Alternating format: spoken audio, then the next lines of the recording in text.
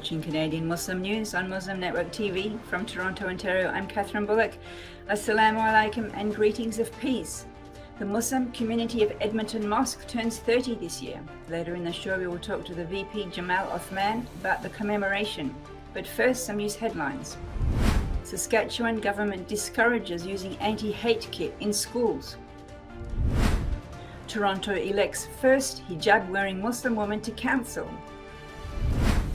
Halifax Mosque collects household items for Nisa homes.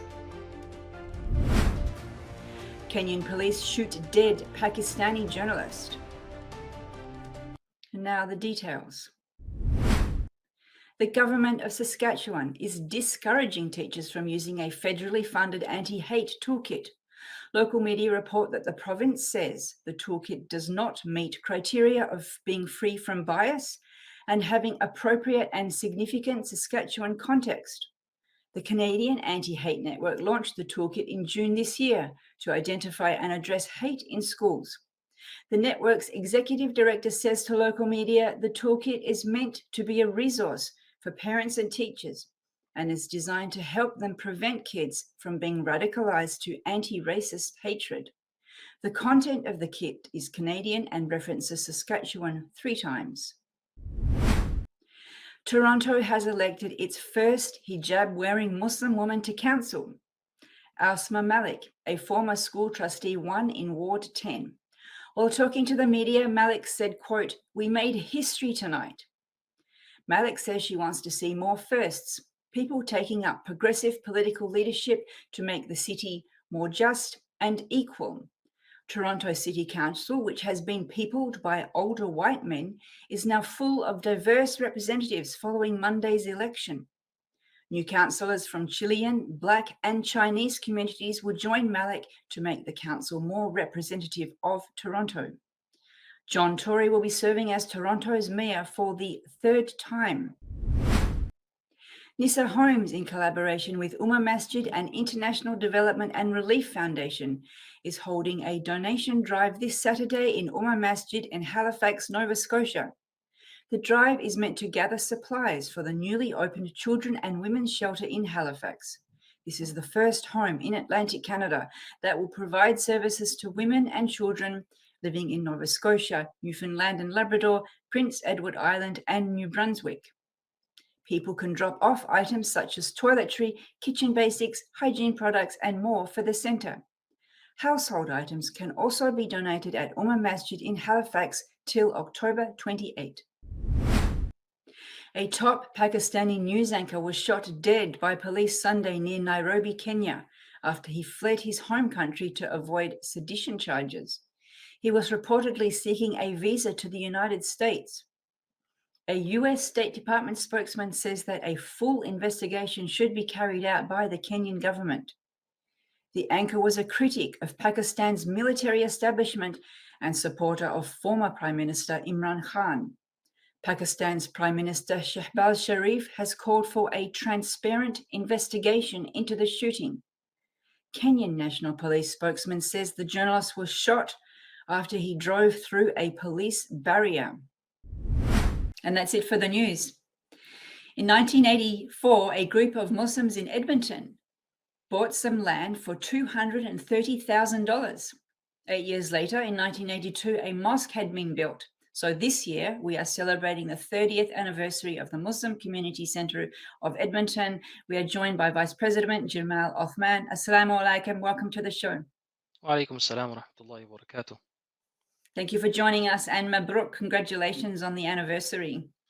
Yes, I'm very much happy to be here, and as you know, of course, our longstanding affiliation with ISNA Canada has helped in forming some of the historical formations that we've had, and continuing to build and work with the community throughout Edmonton. And now, mashallah, subhanallah, with the number of masajid in the city in Edmonton, when the MCE Mosque was first formed, as you mentioned, back in 1992, when it was first opened for prayers. we had I think two or three masjids at the time. It was only Al Rashid, Markaz al Islam, and MCE Mosque. Mm. And now at the 30-year mark, we're close to 20 masajid in the city. So it's the community has MashaAllah. grown substantially and continues to do so. I Alhamdulillah. do, I do want to ask you about the growth, but let's just take a step back into history. It's 1984. A group of Muslim students are sitting around. I don't know if you were there, but do you know why they felt the need to build a mosque? Yeah, no, I was not in Edmonton at the time. It did start initially with university students. So it's a group of university students. The Jummah prayers in particular, were held at the University of Alberta, which is very nearby to the MCE Mosque. And so it was a very small group of Muslimin who felt, you know what, we need a place to pray, a dedicated place to pray, and also to spread the word of Allah subhanahu wa ta'ala and the Mm, message.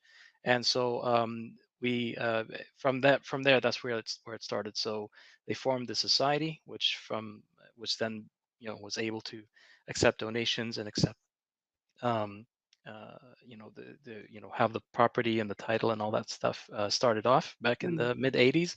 mm, And from there it was dedicated community members who put together all the time, the resources, the efforts just to build it. In fact, it was actually a very, very community activity in building the actual mosque. So whether it was the carpentry, the plumbing, the electricity, all that stuff. And Alhamdulillah Rabbil Alameen, as you said earlier, 1992 is when it was open for prayers, and never stopped since. Alhamdulillah. Do you happen to know why they decided to actually build a mosque rather than buying a building and converting it?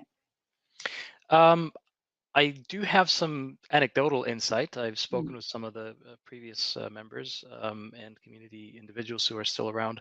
And so, anecdotally, it was effectively we needed a place for ourselves, of our own. mm, Um, what I guess in 20 the knots in the 2010s and 2020s, what we refer to as a safe space.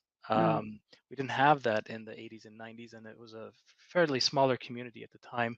And so I think people needed a place to feel like they could worship, they could practice their faith and worship without, um, you know, scrutinous eyes, without people kind of wondering what's happening here, what are these men and women doing, and why is it so different and so forth. So I mm, think in the context of the 80s and 90s versus now, mm, in the 90s, so I'll use myself as an example. I was in the East Coast, so I was Maritimes. I was in Nova Scotia, Halifax at the time, and the I remember it was still an anomaly to see Muslims, sisters wearing hijab and so forth, mm, people mm, praying and practicing their faith as they would, and so it was a mm. bit of an anomaly in the general Canadian experience, whereas now not so much. And so So actually constructing something was part of making a sense of total safeness because this is ours. We got the land, we built it, and it's ours rather than something we got from someone else.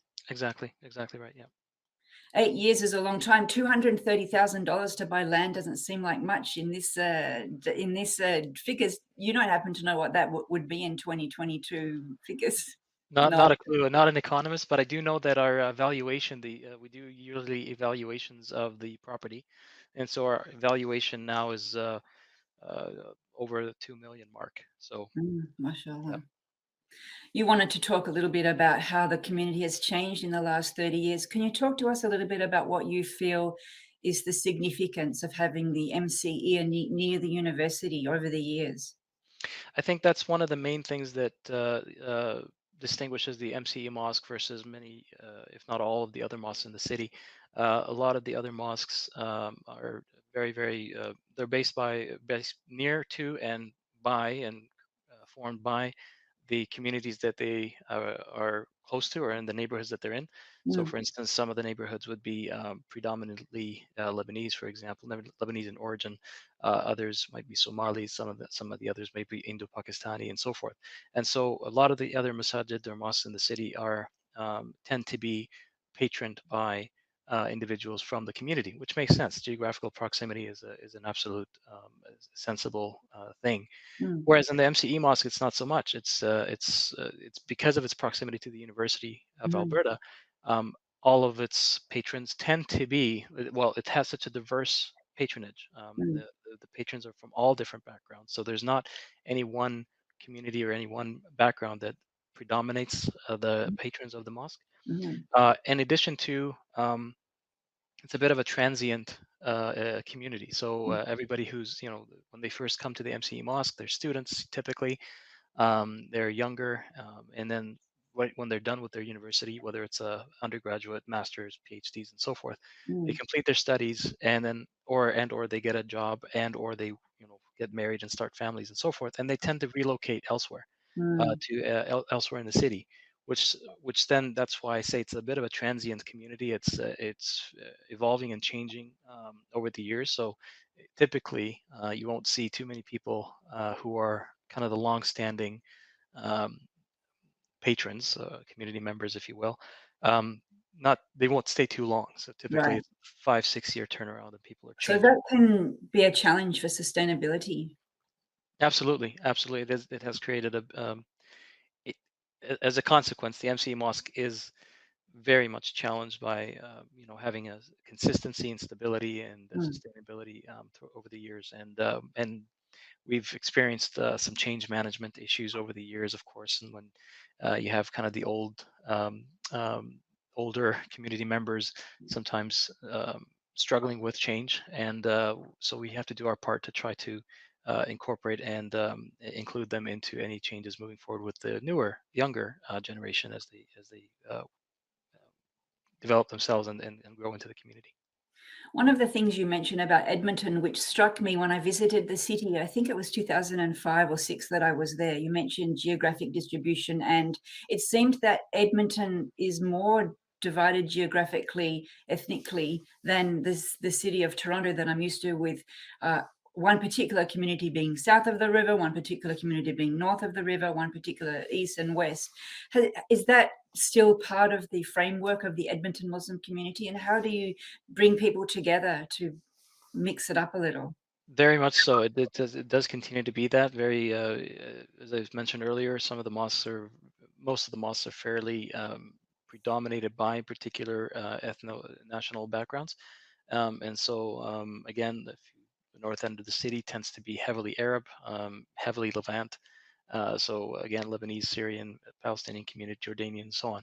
And then as you work your way towards the south side of the river, of course, you have pockets of Indo-Pakistani, well, for lack of a better word, dominance. Mm, And then of course you have the Somali community, which is also fairly large here in mm, Edmonton. And again, sprinkles. So you'll have some in the north, some in the south, depending on where they are. They'll go to that mosque depending on the proximity and geographical convenience and so forth. So, and again, wherever their families tend to be settled more. We also So have the we're almost out of time. Sorry, I asked you a question and now I'm going to cut you. But I realized that we haven't talked about how you're celebrating. What oh, celebrations have you done? well, we're not really celebrating in the celebratory sense. What we are Mm, saying is commemorating and acknowledging that commemorating. it's been 30 years, and lots has happened over the 30 years, and by the grace of Allah subhanahu wa ta'ala, we had an extension to the mosque. So the original building that was built in 1992, that was open for prayers, is not the same building that exists now. We have the old building and then the extension building that was Mhm, opened in 2011, and mm, to accommodate more patrons and more Muslimin, and to also expand on the Dawah center, to the mhm, Dawah component, having open houses that we've held over the years, over the last, I think, I don't recall, after the Quebec City shooting, for example, we had mm, a fair, mm, we were, that, just to use that as an example, we were mm, planning for the open house well before the shootings. And as mm. a concept, the scheduling of the open house was within 2 weeks after the shootings in Quebec City. And it just so happened, of course, that we had such a huge turnout, massive turnout, it was like in the hundreds, 300 people coming into the mosque, and as a consequence of the unfortunate events of Quebec City.